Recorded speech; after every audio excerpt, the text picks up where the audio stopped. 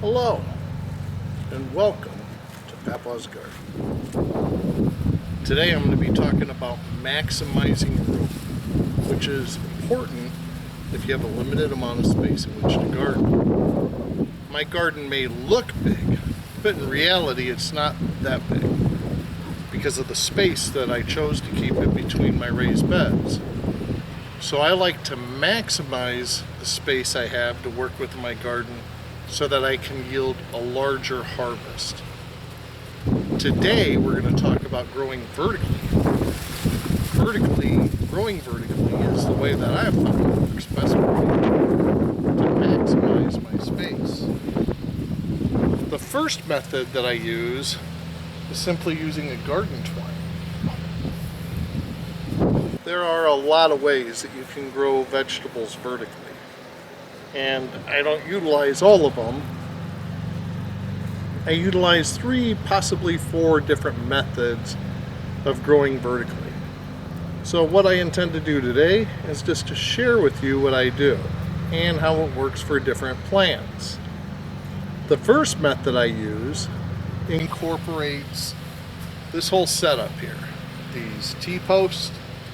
Up here I have a leftover pipe from when they put in my chain link fence in the back. I have some wire securing it that was also left over from the chain link, and then some garden twine that I bought online, and I'll have a link for that below in the description. Another component to this method is this plastic clip that I use. These are extremely economical and they're easy to find. I get them from Amazon. All you do is you bend it part of the way, and if you take a close look at that, I'm not sure if you can see, but it looks like this to begin with. It forms a circle, but right here there's a little knob.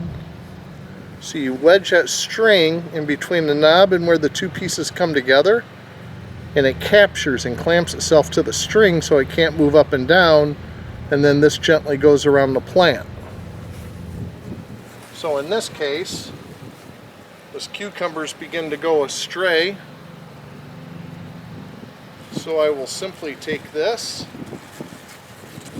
and come around like so, capturing the rest of this particular cucumber vine.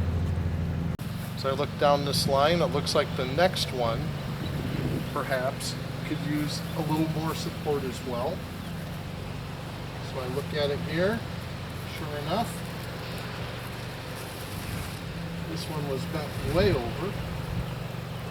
So I'll simply take this, I will clamp it to the string right here. I like to pull on the string if possible, above and below the clamp, and put it on there, and it makes the cucumber grow straight up. This does a few things for me. Obviously, it keeps this garden in better order.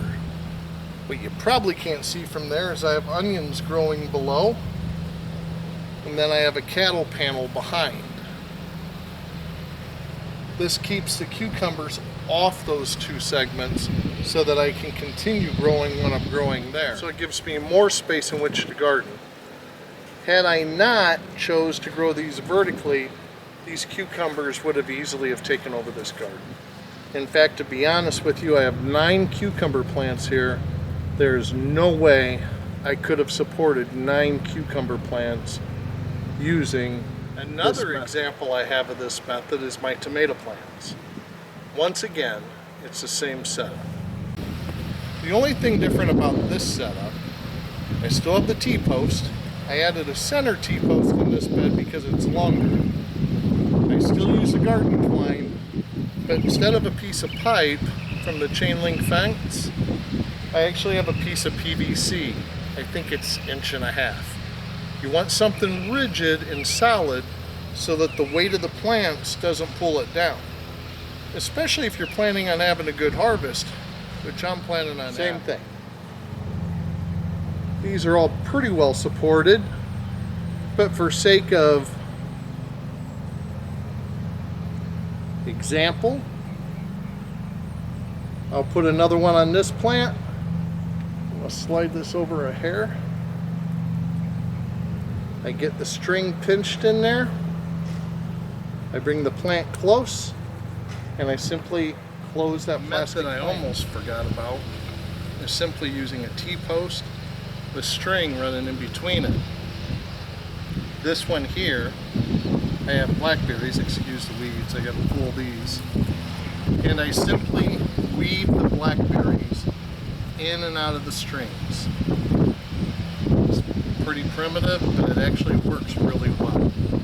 I also use this on morning glories and on raspberries. So these T-posts, by the way, are readily available. I prefer buying mine at Tractor Supply. I'll put a link to their website below. Not sure if you have one local, depends on where you're located. I don't know if they're nationwide or not. I know they're a pretty big chain. I found they tend to be the most reasonable in price, and at least locally here, they're really good people to work with. This one may be a little more primitive, but it actually works great for me for this application. Simply because I wanted to grow a few winter squash, but I didn't have any more room in my raised beds.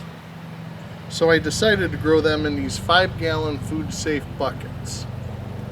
So what I did was I simply put one of these stakes or dowel rod in each bucket towards the center, and I took this fencing wire. It's a real inexpensive fencing wire that you can put around a garden. I mean, pretty cheap.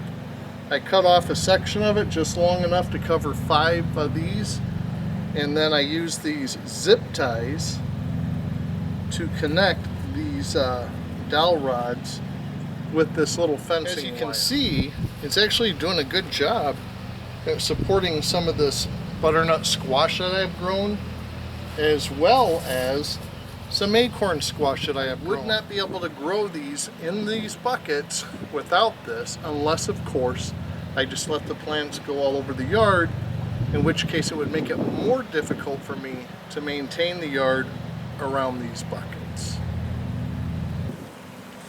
Another method I use are these arches that I made from, cattle panel. Obviously it wasn't my idea. This was something that I saw on YouTube. Once again, this is a great and economic way to make a nice arch. And I simply weaved these plants in and out until they got trained. Now this one obviously is looking a little sad, but that's because this is the last of my snow peas, and I left it here in order for these peas to develop into seed, which I am now going to use to plant this fall's harvest.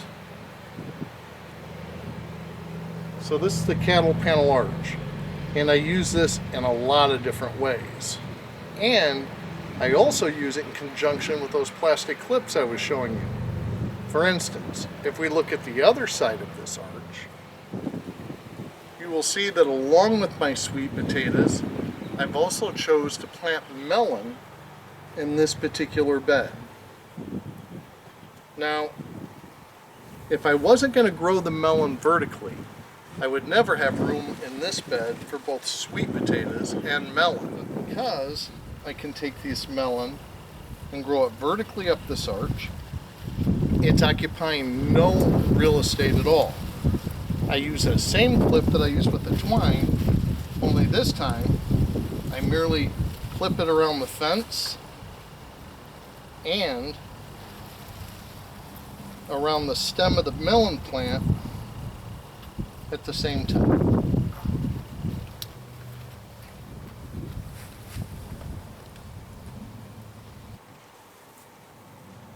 Now, of course, you don't want to grow the biggest melon you can find on an arch. You're going to run into some problems. So these are sugar babies, and then in the center, I'm growing cantaloupe. And depending on the size of the melons, we may choose to add additional support. And when that time comes, I'll invite you to show you how we do that as well. So So here we have a sweet potato melon garden, courtesy of the Arch and the Clips. And yet one more example of how I use an arch in this garden is for the pole beans, and behind me the hardy kiwi.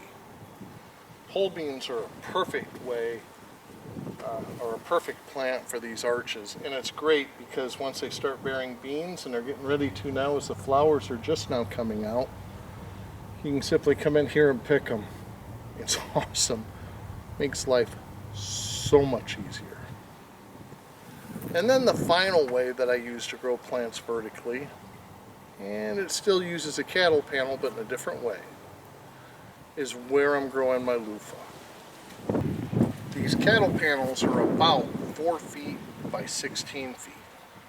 So in this case, I ran the cattle panel horizontally, and I secured it on these T-posts using T-post clips.